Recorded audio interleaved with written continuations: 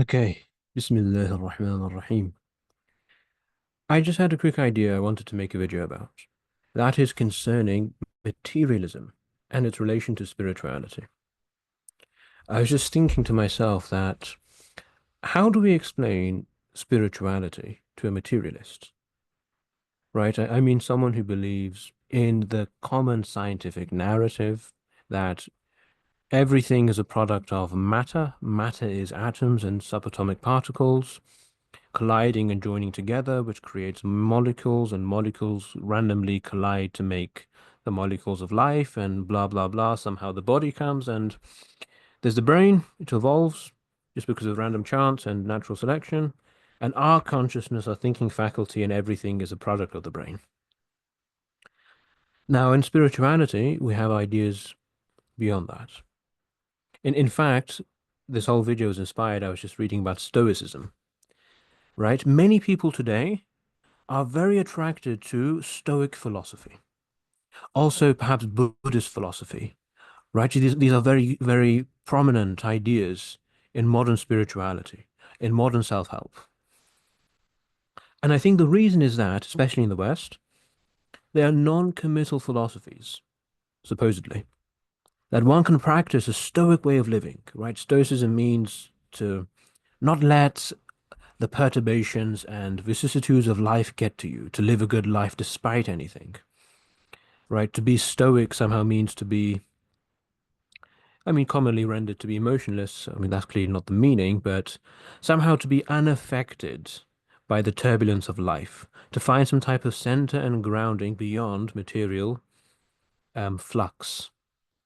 And the same thing with Buddhism, right? Typically seen as some type of non-committal, non-organized, really not a religion at all, some type of way of life, a vague collection of practices of meditation and contemplation, which don't require you to believe in anything, just to do, and therefore to attain enlightenment, which can again be passed in a material setting as some type of inner peace.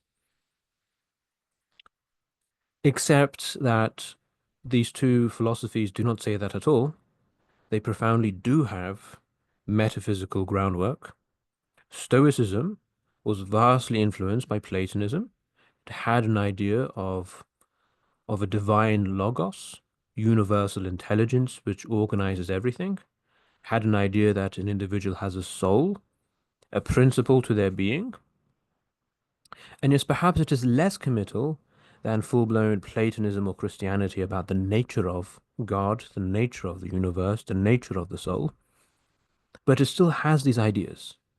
And yes, it perhaps questions, well, we might not exactly know what the relationship of the particular individual logos, my soul, my selfhood, is to the great universal order, but there is a relationship. And the whole Stoic philosophy rests upon that. Same thing Buddhism, right? Buddhism is grounded fundamentally in Hindu metaphysics. It's not arbitrary, it's not random. Buddhism would not exist without Hinduism, without the groundwork of this metaphysical cycle, this metaphysical conception of being. And Buddhism actually has a very, very rich cosmology and metaphysics and an entire system of natural philosophy and science. And it's certainly not materialistic at all.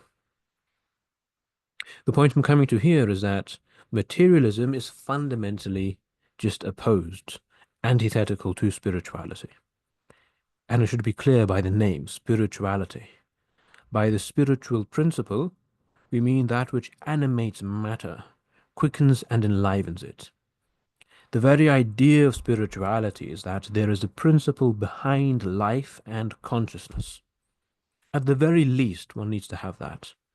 And sure, perhaps one can then have some type of minimalist spirituality, where we do not suppose what the relationship is of our particular spiritual principle to the greater whole. Even then, I'm not an expert in Stoic philosophy, and my suspicion is that there probably is some type of metaphysical connection, and there probably is actually quite a well-developed theory of the afterlife beyond what people think. The point I'm getting to here is that how can you search for a spiritualism or a spirituality inside of a material framework when materialism is, by its definition, the very antithesis of spirituality. Materialism is fundamentally opposed to spirituality. It is fundamentally opposed to meaning. It is fundamentally a nihilistic worldview. There is no meaning. Meaning must be some type of emergent epiphenomenon, which somehow just comes out of matter and therefore is not real, because an atom doesn't have a meaning, it doesn't have purpose or identity. So our human conception of meaning emerges out of it and somehow comes out in the brain. It's not real. And I can speak harsh words to you, and I'm not afraid to do that. People are materialists, people are atheists, and then they're looking for a cure to depression. I mean, the reason you're depressed is because you're an atheist. There's nothing more to say. Not to say that as soon as you have an understanding of God, it goes away. No, but there's a path. Before that, there is no path to even get out of nihilism and depression. Depression is the natural consequence of nihilism. It's perfectly logical. If you are a nihilist, you should be depressed. You should be. That's healthy. If you believe in a material worldview, that all of society is fundamentally governed by the survival of the fittest, you should be depressed because that's a depressing worldview. And if you're not depressed, you're probably psychopathic in that you're not offended by that worldview somehow and you want to live aside it, which means that it's at some subconscious level, you're happy with the idea of survival of the fittest. You're happy with the idea of competing against other people for life. And many people are. Right? Look at the world today. Look at the competition, the struggle, the strife, the oppression. That is born out of such a worldview. But another thing here, and the biggest illusion and danger of this worldview, is that there's an illusion that it is somehow neutral.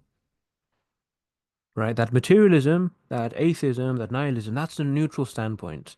The absence of evidence for meaning or for anything else, I should say that only the material world exists. Right? Because I see matter, I live matter. Now, anything beyond that, outside of what I can see, that requires proof. This makes sense, right?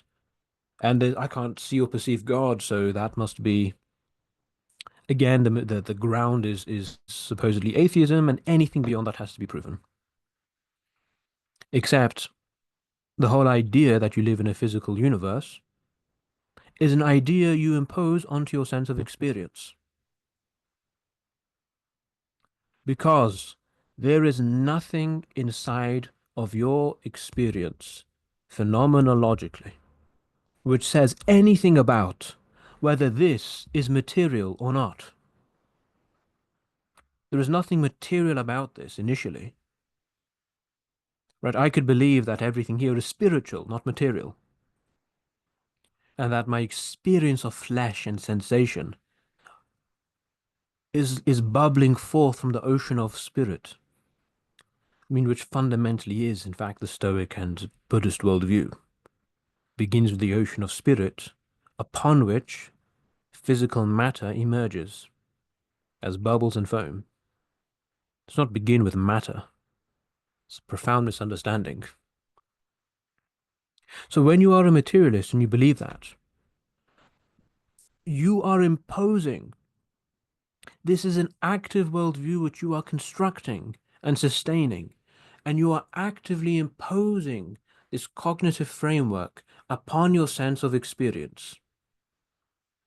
And this is an activity. Any worldview is an activity. There is no such thing as a passive worldview. There is no such thing as a neutral worldview. There is no such thing as neutral consciousness. There is no such thing as non-thinking consciousness. By definition, consciousness is thinking. It's acting, categorizing, ordering. So there is no neutrality here. You're always ordering your experience of the world. Now, what you can do is somehow try to deconstruct that experience and therefore return to the transcendental ground of consciousness before your ordering and categorizing of experience. But here's the catch. This transcendental ground of consciousness, if you believe with me and are following me so far, is spirit. That is what spirit is.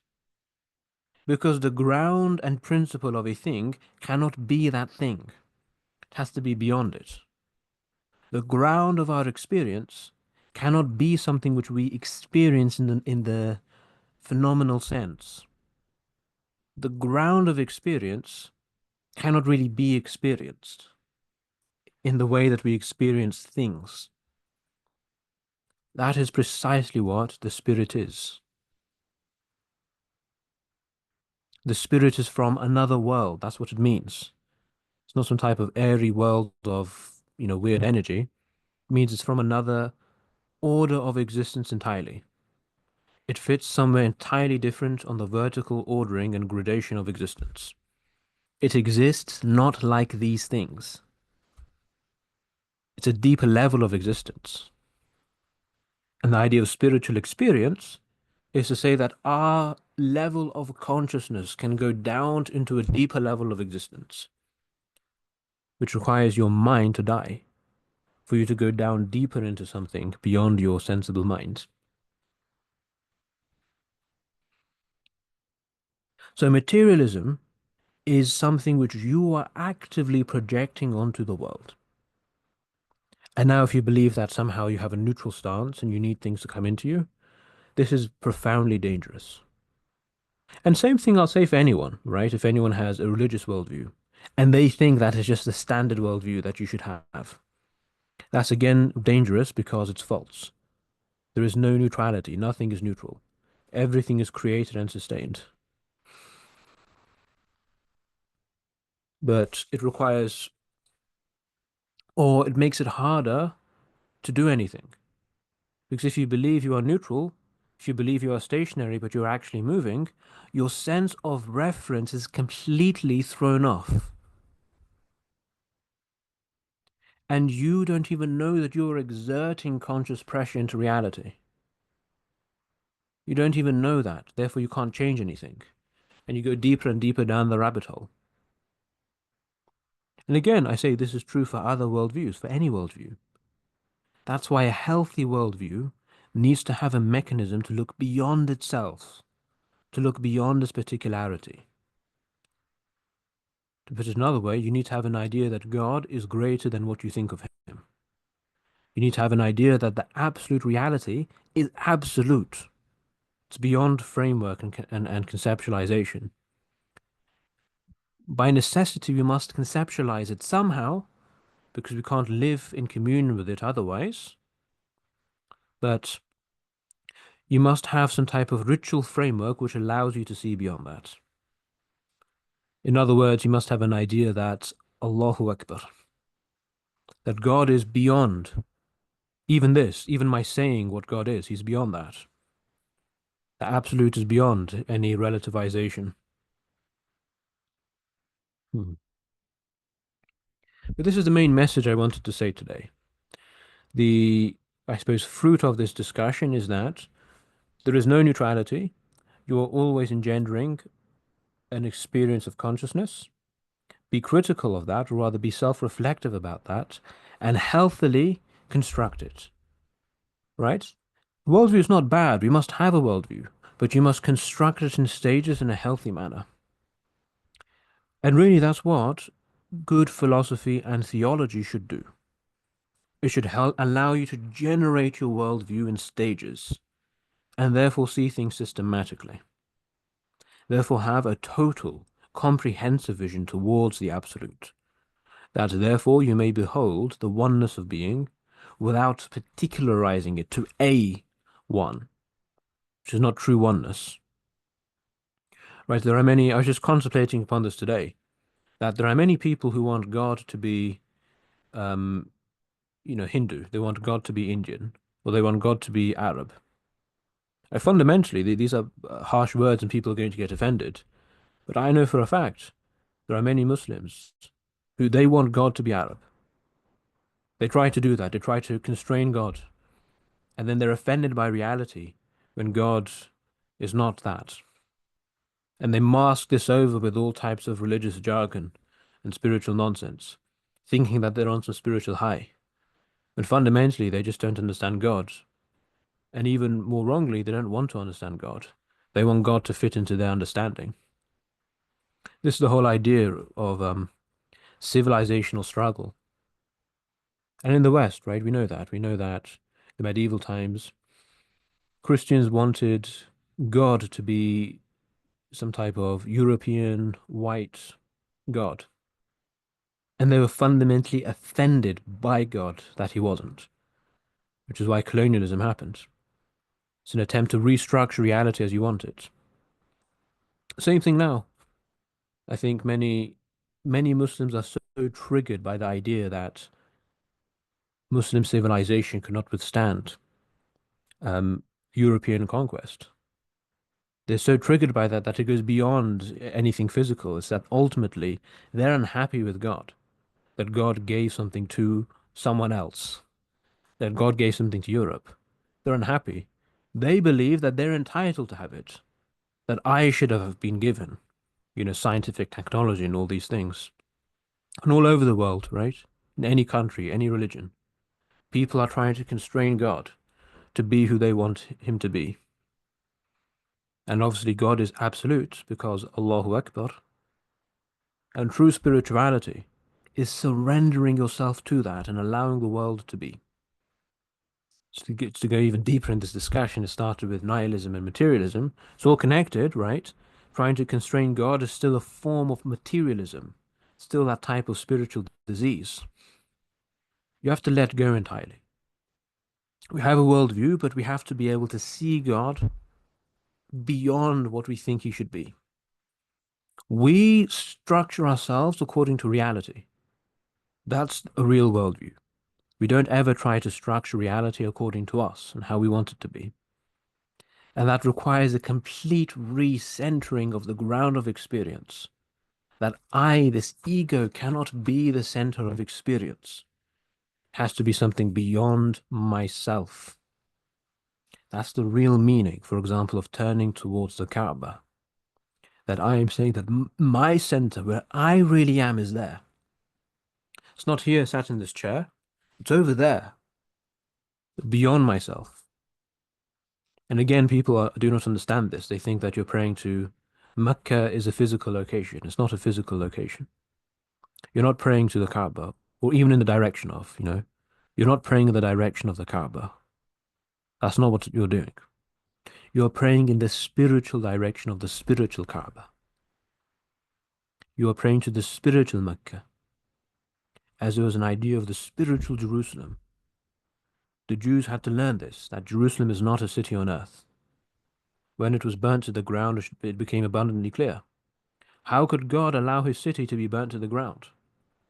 Either because it's not the city of God, or God is not able to do that. I mean, the answer is clear. That's not Jerusalem. Jerusalem is in heaven. It's metaphysical. It's spiritual. All these things are spiritual. The physical location simply reflects the spiritual reality.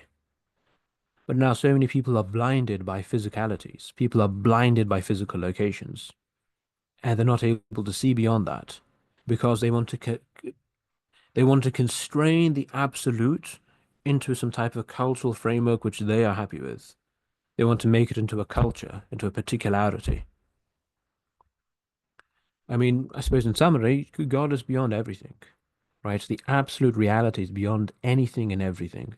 True spirituality is being able to look beyond yourself and anything that you think and can possibly think, and connecting to that which is transcendental and beyond all these things. That is the truth. And if you can do that, that is what I'm impressed with, right? If you think that well, no one thinks that, but if you are able to look beyond all of this type of stuff, beyond words, and if you even have an inclination, right, you want to see what's beyond matter, I want to say that I respect you. I admire you because you are a person who deserves to be admired. That is who you really are.